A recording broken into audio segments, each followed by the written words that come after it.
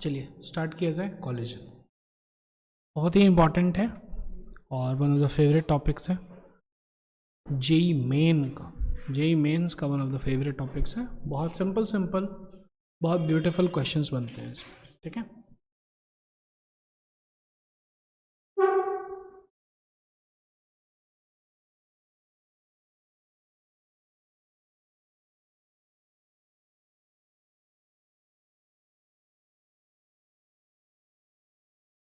सबसे पहले भाई जो पिछले बार हम लोग पढ़े थे, ठीक है, ये हो गया M1, ये भैया जी हो गया M2, ये जा रहा है U1 से, ये जा रहा है U2 से, टकरा गया because U1 is greater than U2, टकरा गया और टकराने के बाद ये जाने लगा V1 से, ये जाने लगा V2 से। क्लियर है क्या? तो इस केस में कंजर्वेशन ऑफ मोमेंटम वैलिड होता है। कंजर्वेशन ऑफ जो है विल बी वैलिड। क्यों कंजर्वेशन ऑफ मोमेंटम वैलिड है? क्योंकि इसमें जितना फोर्स लगा है इस डायरेक्शन में और इसमें जितना फोर्स लगा है इस डायरेक्शन में, क्लियर है क्या? दोनों सेम है, टाइम भी सेम है जिसपे लगा है, तो इसका मतलब कि इम्पल्स भी सेम है। और क्योंकि ये इम्पल्स सेम है तो इसीलिए इसका इधर डेल्टा पी चेंज हो रहा है और इस भैया का इधर डेल्टा पी चेंज हो रहा है। ध्यान से देखिए, ये पॉजिटिव है और ये नेगेटिव है, ठीक है। एक का अगर बढ़ रहा है दूसरे का घट रहा है, तो इसीलिए जो है P initial will be equal to P final. Clear है? कोई दिक्कत है? नहीं है, कोई टेंशन, ठीक है। तो ये हो गया कॉलिजन। तो कॉलिजन में हमेशा देयर विल बी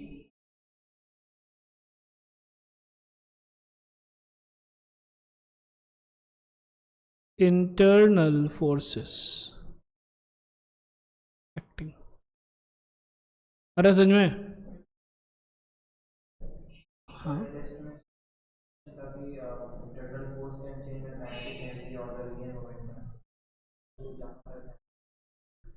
तो इंटरनल फोर्स क्या करता है? इंटरनल फोर्स जो है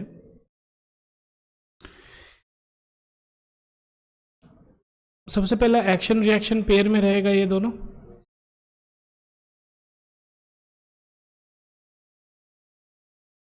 ठीक है। तो इसीलिए अगर किसी का प्लस डेल्टा पी करेगा तो दूसरे का माइनस डेल्टा पी करेगा। क्लियर है क्या? कोई दिक्कत नहीं, कोई टेंशन, ठीक है। तो क्योंकि ये एक्शन रिएक्शन पेयर है और प्लस डेल्टा पी है, तो इसीलिए हमेशा कंजर्वेशन ऑफ मोमेंटम जो है वैलिड रहेगा कॉलिजन में। क्लियर है क्या? एनर्जी का बात जहां तक है, तो एनर्जी के लिए हम लोग थोड़ा सा आगे देखेंगे कि whether the body is able to regain its shape और नॉट। तो वहाँ पे हम लोग थोड़ा सा चर्चा करेंगे इलास्टिसिटी के ऊपर, तो वहाँ पे डिस्कशन हम लोग ले लेंगे, ठीक है। लेकिन कॉलिजन में ये तो एकदम क्लियर है भैया कि इंटरनल फोर्सेस एक्ट कर रहे हैं। क्लियर है क्या? यस और नो? ठीक है, इंटरनल फोर्सेस है। दो तरह का कॉलिजन होता है, इलास्टिक और इनइलास्टिक। यहाँ पे थोड़ा सा आप लोग को अच्छे से ध्यान देना पड़ेगा, ठीक है।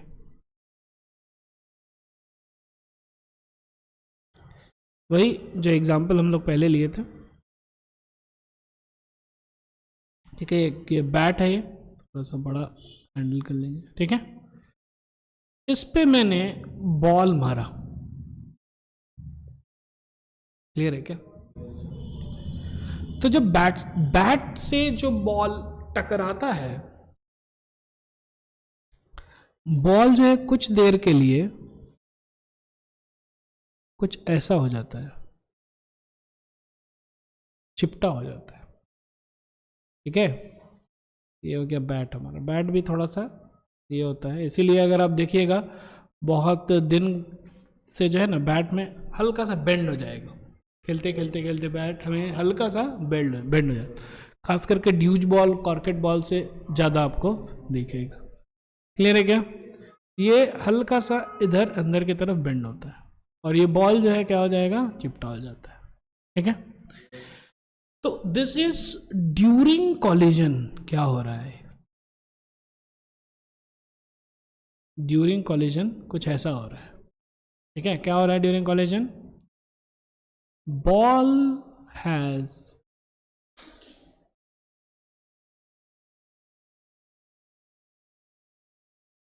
Deformed its shape. बॉल का शेप जो है डिफॉर्म हो गया। ठीक है, अब ध्यान से समझिएगा,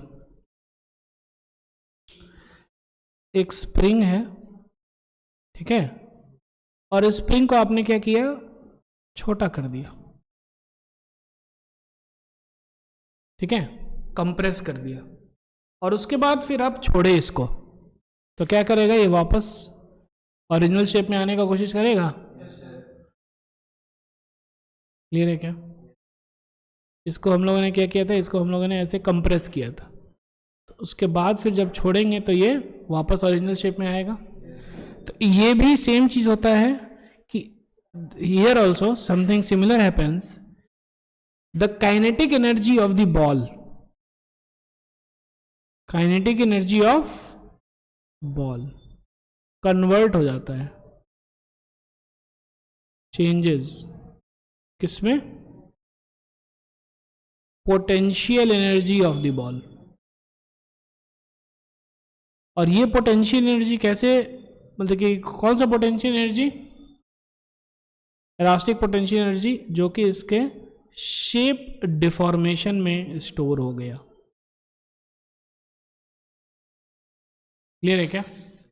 अब ये जो बॉल है ये शेप को रीगेन करेगा। क्या करेगा, शेप को, और ये जब शेप को रीगेन करेगा तो कुछ ऐसा था शेप, अब जब ये शेप को रिजेन करेगा तो ये एक जो है रिगेन करने के लिए एक फोर्स अप्लाई करेगा और वो फिर से ऐसा हो जाता है, and that's how the ball goes in this direction. आ रहा समझ में? जैसे कि स्प्रिंग है और इधर जो है फिक्स है, तो अब इधर तो नहीं जा सकता है, ये इधर भागेगा, इसीलिए वो बॉल इधर भागेगा। क्लियर है क्या? कोई दिक्कत, कोई टेंशन नहीं है। So kinetic energy of the ball it changes to potential energy of the ball. ठीक है, शेप डिफॉर्मेशन में, और अगेन जो है क्या होगा, अगेन ये शेप चेंज होगा, है ना, और इट, है ना, it again changes into kinetic energy of ball. ठीक है, वो जो शेप डिफॉर्म था ना, ये रिस्टोर हो जाता है, restoration of the original shape. समझ में आ रहा है यस और नो? क्लियर है? ठीक है, सेम थिंग यहां पे था। ठीक है, इसके देखिए यहाँ पे पोटेंशियल एनर्जी में स्टोर कर लिया, और ये अब इधर भागेगा। ठीक है, तो जब इधर भागे तो बेसिकली काइनेटिक एनर्जी में चेंज हो रहा है। क्लियर है क्या यस और नो? कोई दिक्कत, कोई टेंशन नहीं। तो अब ये जब शेप रिफॉर्म कर रहा है, ठीक है,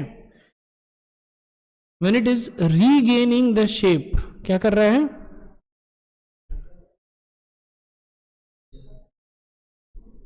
ठीक है,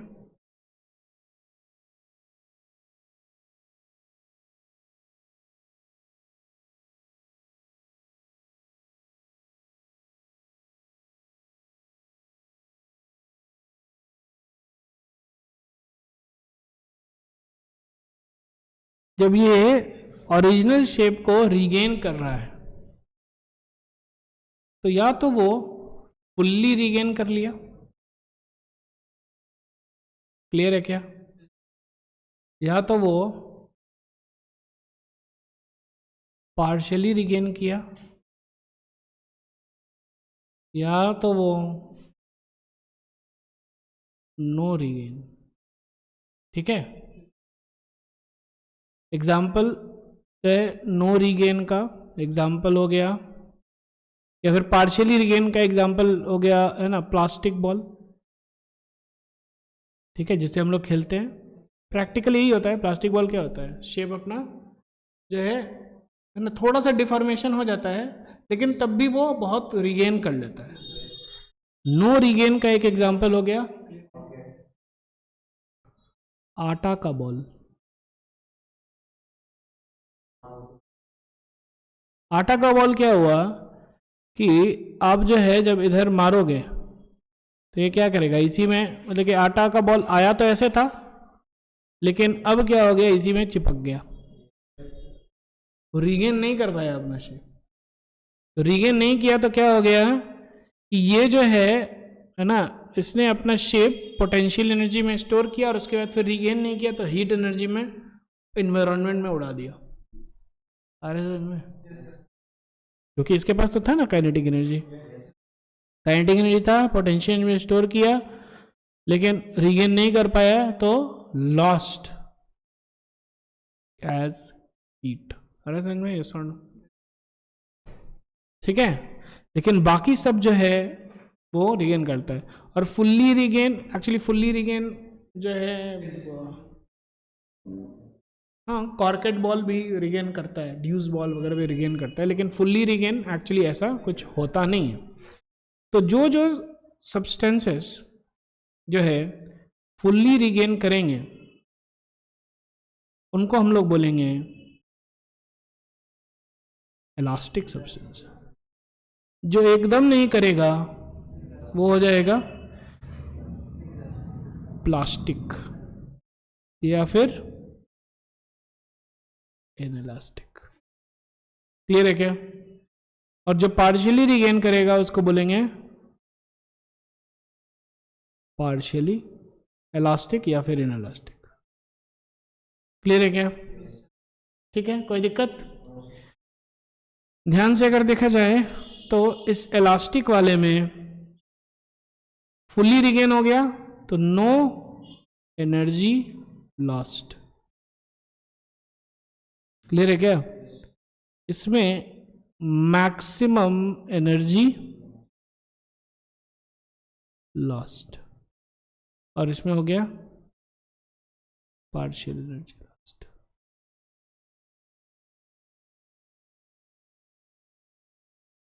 समझ में आ रहा है थ्योरी। इलास्टिक और इनइलास्टिक कभी समझ में आ गया। क्लियर है क्या।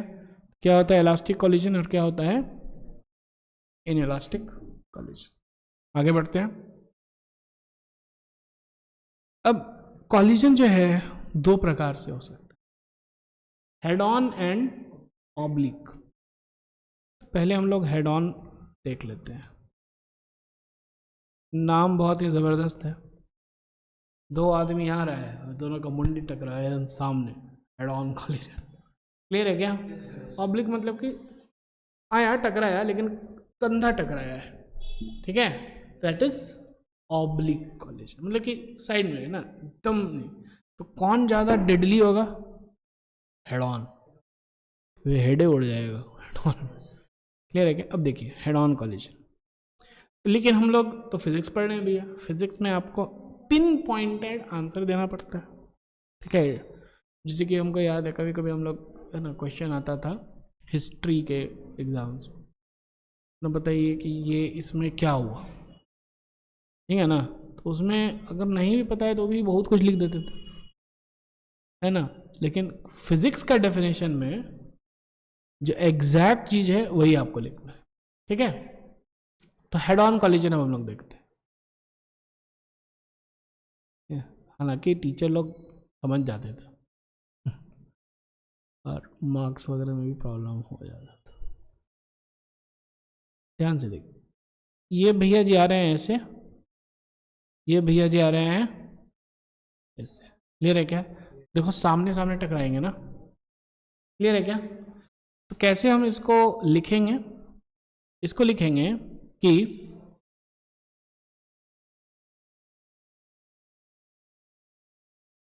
relative speed is along the line joining center of mass of both the bodies.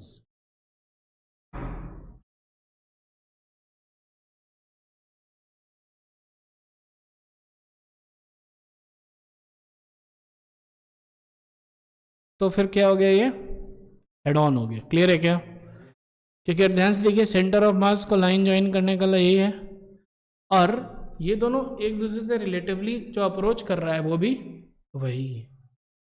ये हो गया हेड ऑन। ऑब्लिक,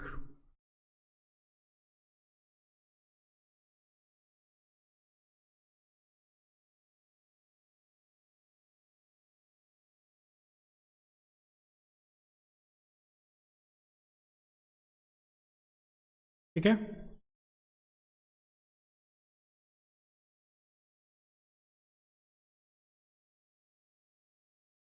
दिख रहा है क्या? अब ये दोनों जो जाएगा तो जो है हेड ऑन नहीं करेगा, साइड से ऐसे थोड़ा सा टकराएगा। क्लियर है क्या? तो इन दोनों का अगर ध्यान से देखा जाए, ये हो गया centre of mass joining both the bodies. Clear है क्या? ठीक है। तो इसीलिए एक एंगल पे है, ये दिख रहा है क्या? एक एंगल पे। तो इस एंगल पे होने के कारण जो है इट इज सेम चीज, केवल आपको क्या लिखना है? सेम चीज, नॉट अलोंग खाली लिख देने का है। क्लियर है क्या? बाकी चीजें सेम रहेंगी। ये हो गया कौन सा? Oblique collision. कोई दिक्कत? कोई टेंशन नहीं है। आगे बढ़ते हैं। ठीक है। Head on elastic collision, head on non elastic collision. उसके पहले एक टर्म हम लोग डिफाइन करते हैं, उसको हम लोग बोलते हैं न्यूटन्स लॉ ऑफ रेस्टिट्यूशन। क्या बोलते हैं? ध्यान से समझिएगा। कैसे समझना है? ठीक है। तो या तो इलास्टिक होगा या फिर पार्शियली इलास्टिक होगा या फिर एकदम नॉन इलास्टिक होगा। क्लियर? या फिर इन इलास्टिक भी बोलते हैं इसको। यही तीनों हो सकता है। तो ये तीनों में ये तीनों हो रहा है, ये कैसे पता चलेगा? उसके लिए हम लोग जो है ना, न्यूटन्स लॉ ऑफ रेस्टिट्यूशन हम लोग देखते हैं, उससे हम लोग को समझ में आ जाएगा कि एग्जैक्टली क्या है। ठीक है। तो साइंटिस्ट लोगों ने क्या किया? एक टर्म को डिफाइन किया, छोटू ई। क्या है टर्म? इसको इन्होंने बोला velocity of separation divided by velocity of approach. Clear है क्या? यस और नो? ठीक है। कोई दिक्कत?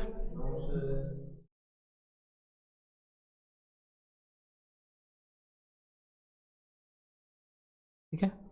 Velocity of separation divided by velocity of approach.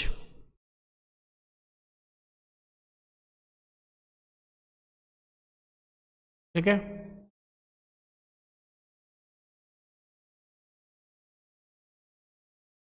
कैसे है? ये जा रहा है u1 से, ये हो गया u2। क्लियर है क्या? ध्यान से देखिए, वेलोसिटी ऑफ अप्रोच क्या है? u1 plus u2।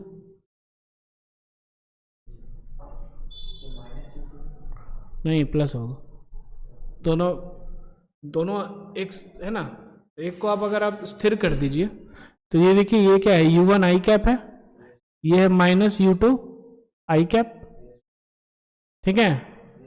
तो ये हो गया क्या कहते हैं? a, और ये हो गया b। वेलोसिटी ऑफ ए, ये हो गया वेलोसिटी ऑफ बी। एक को स्थिर कीजिए तो velocity of A with respect to B क्या हो जाएगा, velocity of A minus velocity of B. ध्यान से देखिए u1 प्लस u2 हो गया ना, ये रह गया, ठीक है, u1 प्लस u2। कोई दिक्कत, कोई टेंशन, ठीक है। अब जो है टकराने के बाद ये जा रहा है v1 से इधर, ये भैया जी जा रहे हैं v2 से इधर। क्लियर है क्या? ठीक है। तो अब क्या हो जाएगा, एक जा रहा है माइनस v1 आई कैप से और दूसरा जा रहा है v2 आई कैप से। क्लियर है क्या? ठीक है। तो वेलोसिटी ऑफ ए ऐसा हो गया, वेलोसिटी ऑफ बी ऐसा हो गया। फिर से velocity of A with respect to B क्या हो गया, V A minus V B which is equal to minus v1 plus v2 I cap. समझ में आ रहा है? v1 प्लस v2 से ही ये लोग अलग जा रहा है। क्लियर है क्या? ठीक है। अब अगर ध्यान से देखिएगा, इसको हम लोग बोलते हैं u1 plus u2, this is velocity of approach, और वेलोसिटी ऑफ सेपरेशन क्या हो जाएगा, v1 प्लस v2। समझ में आया? तो जितने स्पीड से अप्रोच कर रहा है वो हो गया वेलोसिटी ऑफ अप्रोच, और टकराया उसके बाद फिर सेपरेट हुआ वो हो गया वेलोसिटी ऑफ सेपरेशन। ठीक है।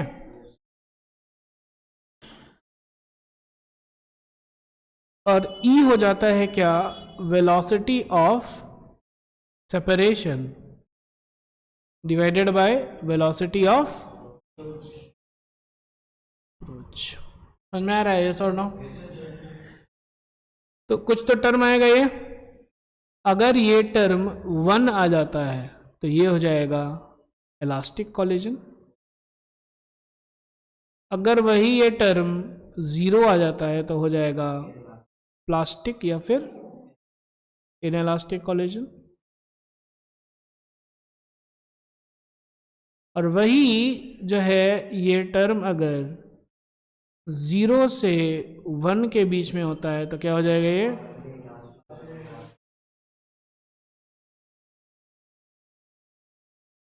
पार्शियली इलास्टिक या फिर नॉन इलास्टिक। एकदम क्लियर है क्या? यस और नो? ठीक है। और ये ई जो है, ये ई आपको क्वेश्चन में दिया रहेगा, विल बी गिवन, या तो दिया रहेगा या फिर आपको निकालना वगैरह जो भी है, लेकिन ये ई हम लोग के लिए महत्वपूर्ण है। ये ई ही डिसाइड करेगा वेदर इट्स इलास्टिक, इनइलास्टिक और एनीथिंग इन बिटवीन। क्लियर है क्या? कोई दिक्कत, कोई टेंशन नहीं। ई जब 1 रहेगा तो इलास्टिक कोलिजन है, एनर्जी लॉस नहीं होगा, नो एनर्जी लॉस। इसमें मैक्सिमम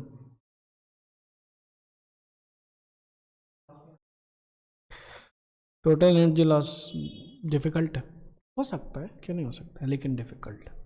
ठीक है, हम लोग देखेंगे कहीं कहीं पे हो भी जाए। और मैक्सिमम तो यही होता है, पार्शियली ही होता है, ठीक है ना। कोई भी चीज़ फुल्ली इलास्टिक नहीं होगा, कोई भी चीज़ फुल्ली प्लास्टिक भी नहीं। और पार्शियल इलास्टिक जो कि प्रैक्टिकल है, इसमें पार्शियल एनर्जी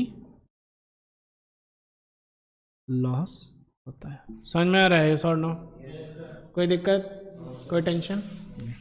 अब हम लोग चलते हैं एक एक। तो कॉलिजन जो है क्या है, हेड ऑन है और क्या है, इलास्टिक है। चलिए हम लोग करते हैं।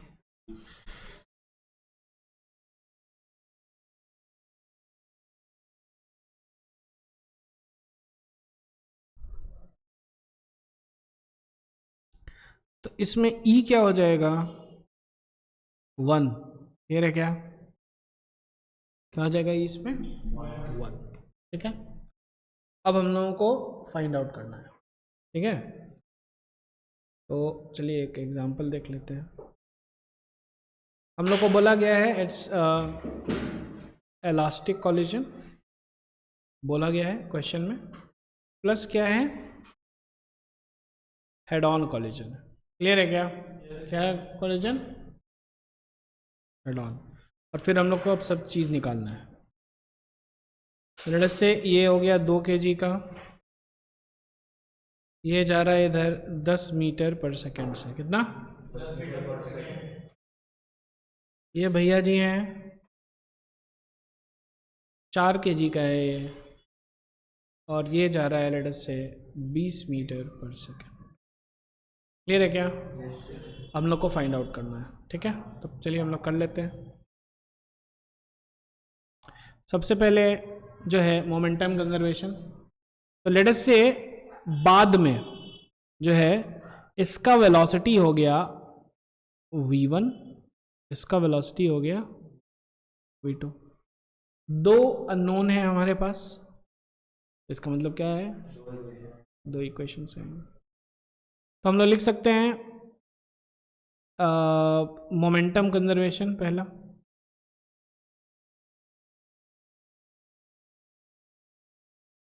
यस और नो,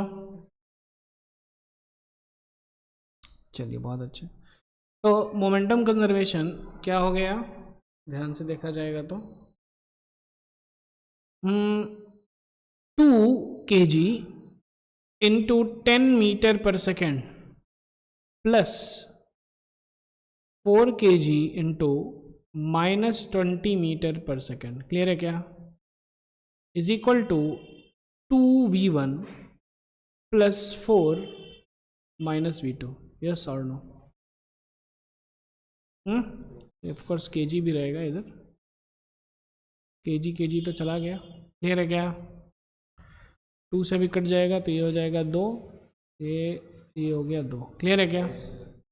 तो हो गया 10 माइनस 40 इज -30, क्लियर है क्या, is equal to v1 minus 2v2, ये हो गया पहला इक्वेशन, यस और नो, कोई दिक्कत। अब जो है ई वाला term coefficient of restitution, clear है क्या, वेलोसिटी ऑफ सेपरेशन क्या है v1 plus v2, velocity of approach क्या है 10 प्लस 20 दैट इज 30, यस और नो, दूसरा कोई दिक्कत कोई टेंशन नहीं। अब इन दोनों को सॉल्व कर लेते हैं। तो -30 इज इक्वल टू v1 हो गया 30 minus v2 minus 2v2, yes और no, 60 is equal to -3v2, sorry -60, yes और नो, v2 हो जाएगा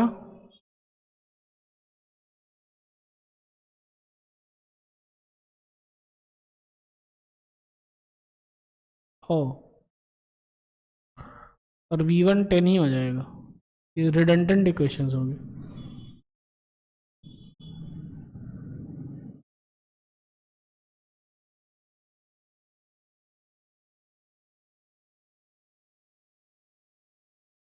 ठीक है, तो ये इससे क्या आंसर आ गया, इससे जो पहले वाला था वही आ गया आंसर, 10 और 20 था वही आ गया, नहीं v2 ही 20 आया है ना, ठीक है। तो बेसिकली क्या होगा कि हम लोग जो इधर v1 और v2 माने हैं एक्चुअली इधर माने v1 v2, क्लियर है क्या ऐसा और ना, अब कीजिए।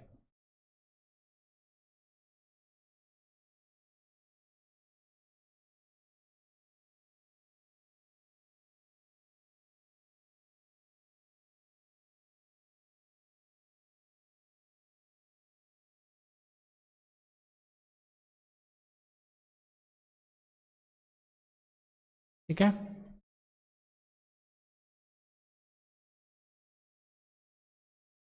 This was 4 kg। क्लियर है क्या, यस और नो?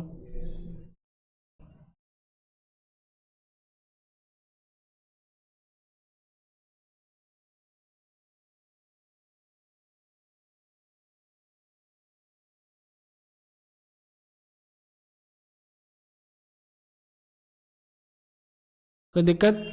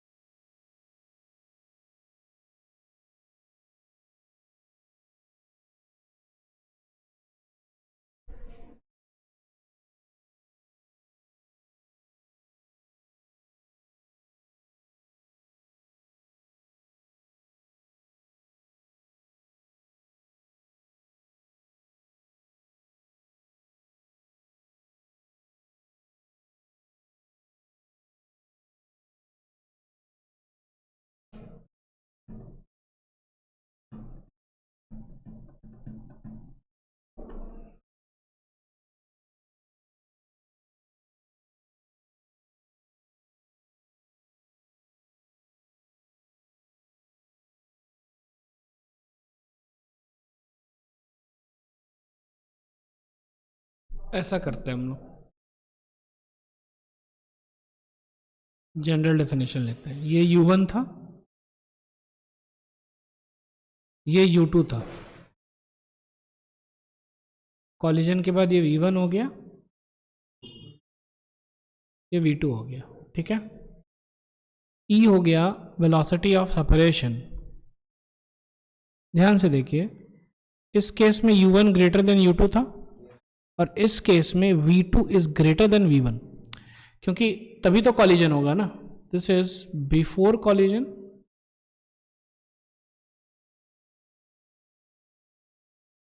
एंड दिस इज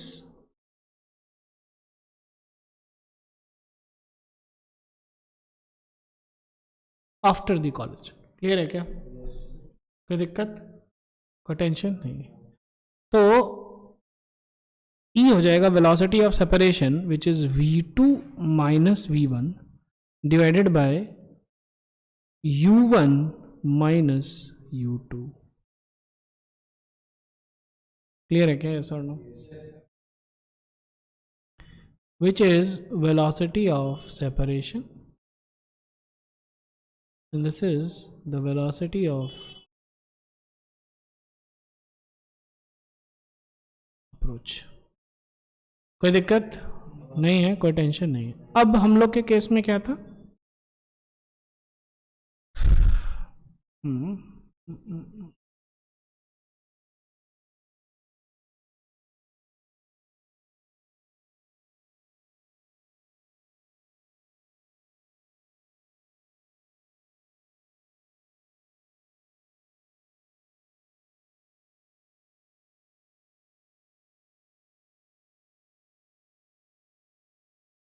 हम लोग के केस में क्या था? ये जा रहा था कितने से?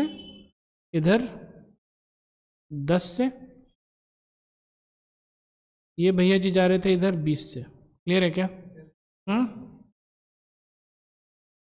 ई हो गया 1 is equal to v2 minus v1 divided by u1 minus u2. u1 is 10 minus u2, that is 20. That means v2 minus v1 is 30. ये हो गया पहला. And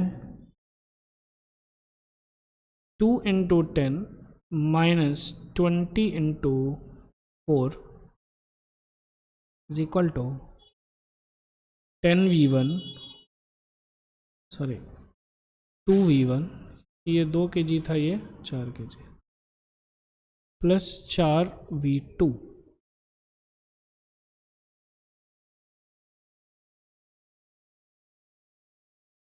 which gives 10 minus 10 minus 40 is equal to v1 plus 2v2. v1 plus 2v2 is equal to minus 30. Add कीजिए, 3v2 is equal to 0, v1 is equal to minus 30. हाँ, तो v1 चला गया इधर 30 से, ये भैया जी 0 पे आ गए, रेस्ट पे आ गए. क्लियर है क्या? Half m1 u1 square plus half m2 u2 square is equal to half m1 v1 square plus half m2 v2 square. Half into 2 into 10 square plus half into 4 into 20 square is equal to half into 2 into 30 square plus 0. हो रहा है? 200 divide by 2 is 100 plus ये हो गया 400. 400 into 4 is 800. Clear है क्या? This is 900 और इधर भी 900 हो गया. क्लियर है क्या? We see energy is also conserved. Clear है क्या? Energy is conserved. क्लियर है? तो यहां पे हम लोगों ने क्या किया है प्रॉब्लम, ठीक है? यहां पे हम लोगों ने v1 इधर लिया, v2 इधर लिया, ठीक है? तो एक्चुअली हम लोग को वही मिल गया, v2 equal to 10, v2 equal to 20, v1 equal to जो ओरिजिनल था. ठीक है? लेकिन जब हम लोग इधर लेकर के कर रहे हैं तो V1 हम लोग को 30 मिल गया, V2 हम लोगों को 0 मिल गया, जो कि ऐसा ही होगा। क्लियर है क्या सर? ठीक है, फिर हम लोगों ने जो है जनरल डेफिनेशन करके भी देख लिया, उसमें भी ऐसे निकल रहा है, प्लस एनर्जी भी कंजर्व हो रहा है। क्लियर है क्या ये सर? ये हो गया हेड ऑन इलास्टिक कॉलिजन। कोई दिक्कत नहीं है, कोई टेंशन नहीं।